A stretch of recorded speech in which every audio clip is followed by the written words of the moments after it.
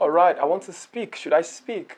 I do not come as the man that knows all the truth, but I come as the man who knows part of the truth, and has helped me over the years. And reason with me if it will help you too.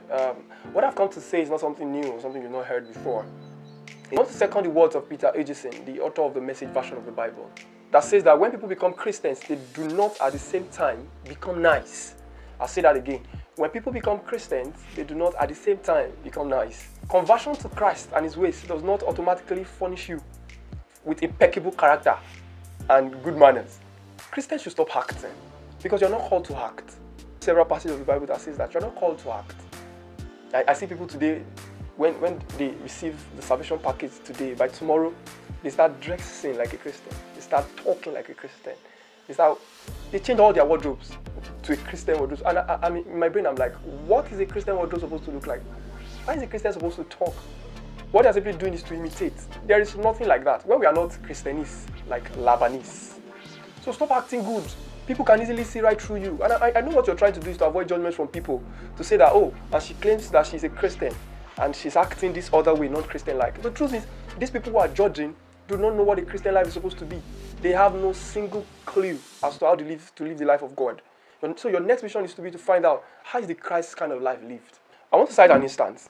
When I finals in the university, I'm talking 2013, 2014, and I had this friend. It was pretty obvious that she had an helper. She had lost her parent. She has an helper who sponsors her education. But it's a pretty obvious situation that she sleeps or offers sex to this helper. And now she just got born again. And she's been informed that she has to leave that kind of lifestyle. We had one more year to spend in school. She has to pay a school fee for 1 year, a upkeep for 1 year, project fee for another 1 year. And all of this is gathering to about $1,500. Even I, who was a Christian before, I had no faith like that. I mean, if you cut off your helper because you had to live that kind of lifestyle, how do you expect God to provide for you? I know God can do it, but I did not have the faith that He would do it. If I was in her shoes, what would I do? Do you know what she did? Because she didn't have that kind of faith too.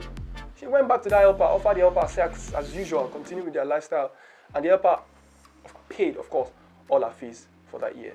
I mean, the end of the story, I'll let you know. I mean, from a non-Christian, I should hear things like, oh, but she claims she's just been born again. But from a Christian, it's an anomaly.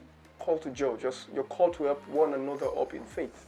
Whatever she has not realized, you're supposed to bring her into that realization, because even I could not defend that realization. I mean, that was a pretty obvious situation, and there was no faith enough in us to bear that love, because I had not been in that kind of solution before, so there was no way to help her. And there was no one she could also run to, because at that time, the body of Christ had become the talkative kind of one. This is why you should not also judge. I did a video up here, Christians are not nice. That's part 1. This is the part 2 of that series. Matthew Maximize. This is getting more interesting. And please don't forget to subscribe and like. Don't forget to also share, because when you do, the video will also get to another person who needs to listen. And then I'll see you next video. Thank you for staying tuned. Bye.